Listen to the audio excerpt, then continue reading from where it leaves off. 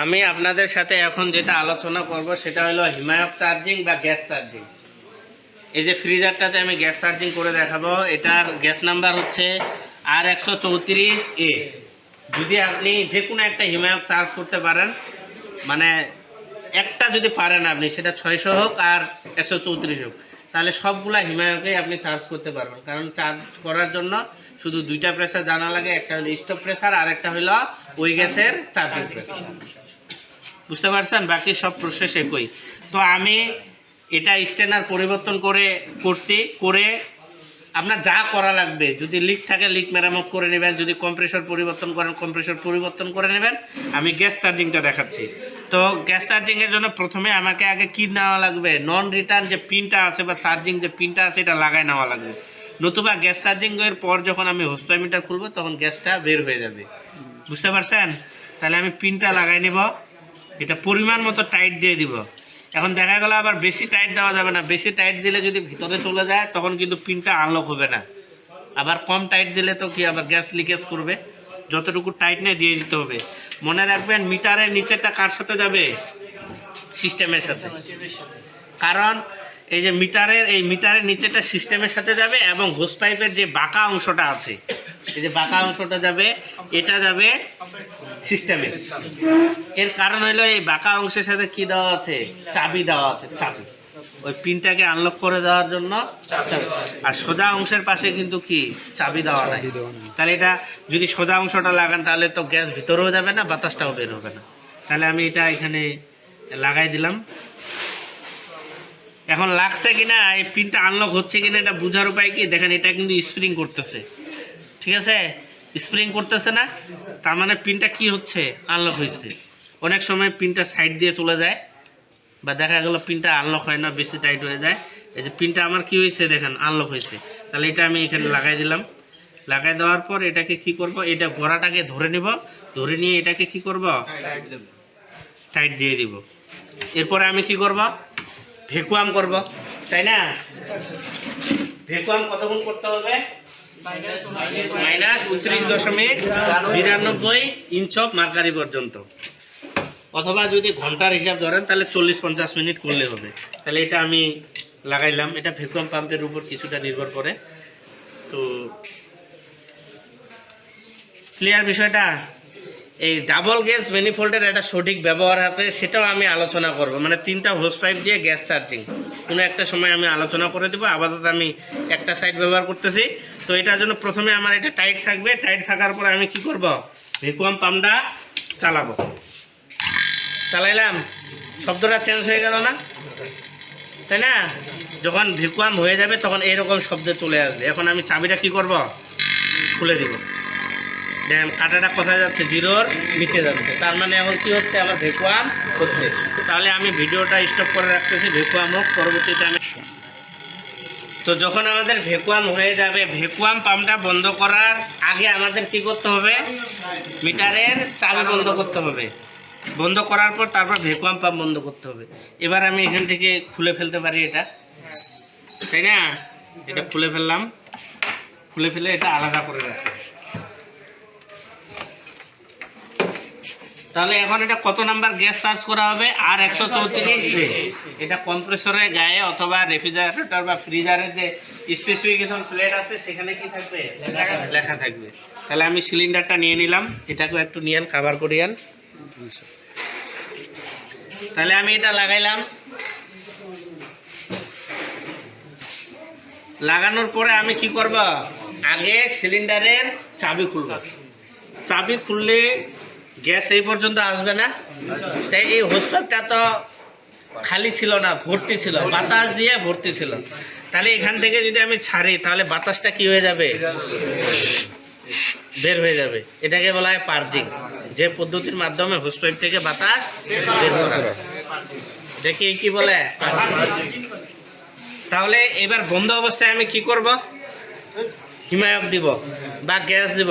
কত প্রেসার দিব? আমি যে কোনো একটা পরিমাণ দিতে পারি। এটার স্টপ প্রেসার হলো 70 থেকে 80 পিসে, আমি 50 থেকে 60ও দিতে পারি, 40 থেকে 50ও দিতে পারি, অথবা 60 থেকে 70ও দিতে পারি। যদি আমি অল্প পরিমাণ দেই তাহলে পরবর্তীতে আমাকে আরও কি দিতে হবে, আর যদি মোটামুটি একটা দিই তাহলে পরবর্তীতে দিতে হতে পারে, না হতে পারে। তাহলে আমি চাবিটা খুললাম। তাহলে এটার স্টপ প্রেসার কত? 70 থেকে 80 PSI, মানে 70 থেকে 80 PSI পর্যন্ত প্রেসার দেখাবে। তাহলে আমি এই যে লাগলে পরে দিব, আপাতত আমি 40 দিলাম। ক্লিয়ার বিষয়টা? এই চালু করার পূর্বে আমাকে কি লাগাই নিতে হবে? এম্পিয়ার মিটার লাগাই নিতে হবে। এম্পিয়ার মিটারটা ওখান থেকে নিয়ে আসে।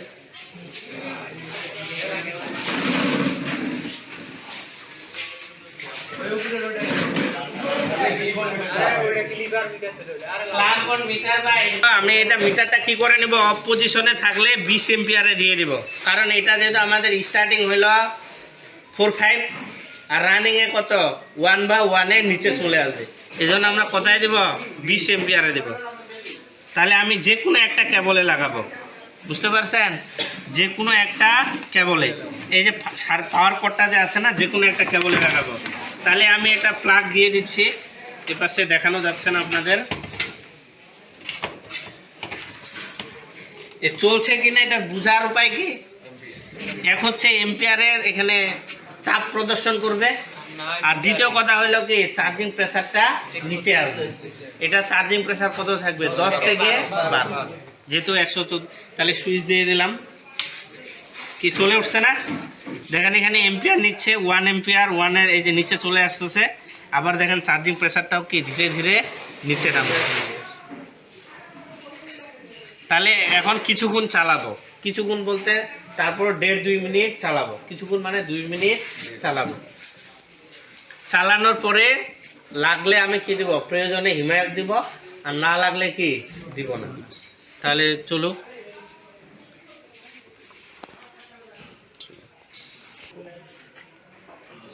তো এরপরে হইলো আমাদের কি কিছুক্ষণ চালালাম, চালায় দেখলাম যে কি কন্ডেন্সারে কোনো হিটিং আসতেছে না, সঠিক হিটিং আসতেছে না। চার্জিং প্রেসার 0 নিচে চলে গেছে, এম্পিয়ার কি দেখাচ্ছে? কম দেখাচ্ছে। মানে সঠিক হিমায়ক চার্জিংয়ের লক্ষণগুলা কি? কন্ডেন্সারে সঠিক হিটিং থাকবে, ঠিক আছে? টেম্পারেচার নামবে, তারপরে হইলে স্টেনার কুসুম কুসুম গরম হবে, চার্জিং প্রেসার ঠিক থাকবে, সঠিক এম্পিয়ার দেখাবে। তাই সবগুলাই কিন্তু কি দেখাচ্ছে? কম দেখাচ্ছে। সেক্ষেত্রে আমাদের কি দিতে হবে? গ্যাস দিতে হবে, তাই না? এই যে আমি গ্যাস দিচ্ছি, তারপরে কি করে দিলাম? বন্ধ করে দিলাম। এবার দেখেন নিঃসন্দেহে এখানে কিন্তু কি আসবে? কিছুক্ষণের মধ্যে হিটিং আসবে। এই জন্য এভাবে আমরা কি প্রয়োজনে বারবার হিমায়ক দিতে পারবো, অসুবিধা নাই। যদিও খুব একটা বেশি সময় দেওয়া লাগে না, 2-3 বার দিলেই কি হয়ে যায়? একটা অ্যাকুরেটে চলে আসে, ঠিক আছে? আরো হিমায়ক দিয়ে দিচ্ছি।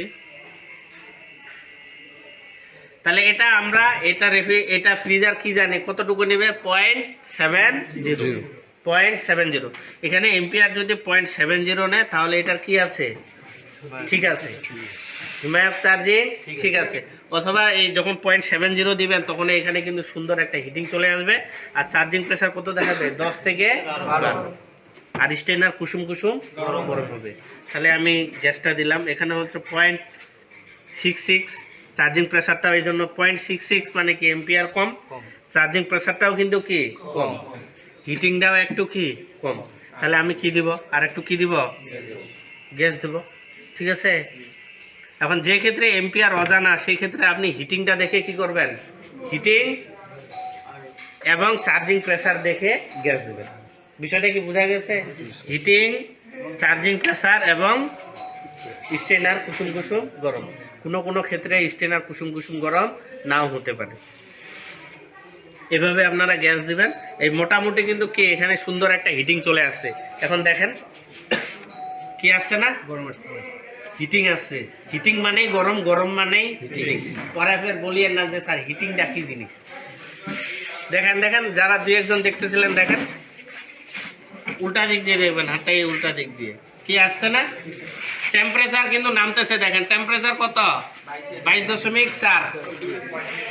22 কত আছে? 4। এটা কিন্তু কি টেম্পারেচার নামতেছে।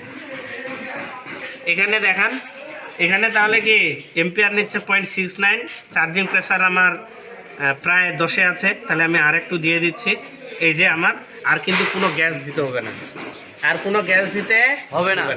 তাহলে সঠিক গ্যাস চার্জিংয়ের লক্ষণসমূহ কি মেলা, চার্জিং প্রেসার ঠিক থাকবে। ঠিক আছে, নাম্বার 2 কি লিখছি, সঠিক এম্পিয়ার চাপ প্রদর্শন করবে। এম্পিয়ার চাপ কত এটার জন্য 0.70। তাহলে এখানে কত নিচ্ছে 0.73, 2-1 পয়েন্ট বেশি হলেও সমস্যা নেই, কম হলেও সমস্যা নেই। এরপরে হইলো কি কন্ডেন্সারে সঠিক হিটিং থাকবে, হিটিংটা আপনারা অনুভূত করে নেবেন। ঠিক আছে, হিটিংটা আপনারা কি করে নেবেন। তারপরে কি বলছে, স্টেনার কুসুম কুসুম গরম হবে। কোনো কোনো ক্ষেত্রে স্টেনার কুসুম কুসুম গরম নাও হইতে পারে, তবে এটার ক্ষেত্রে হবে। আর টেম্পারেচার কি নামবে, টেম্পারেচার নামতেছে না। এটাই হলো সঠিক গ্যাস চার্জিংয়ের লক্ষণসমূহ। যারা এই ভিডিওটা অনলাইনে দেখতেছেন, আশা করি আপনাদের এই ভিডিওটি সহায়ক ভূমিকা পালন করবে। আপনারা এটা থেকে কিছু শিখতে পারবেন। তো আর যদি কিছু আপনাদের জানা থাকে অবশ্যই কমেন্ট করবেন, সাথে থাকবেন। আর চ্যানেলটি সাবস্ক্রাইব না করে থাকলে সাবস্ক্রাইব করে দেবেন। Thank you for watching.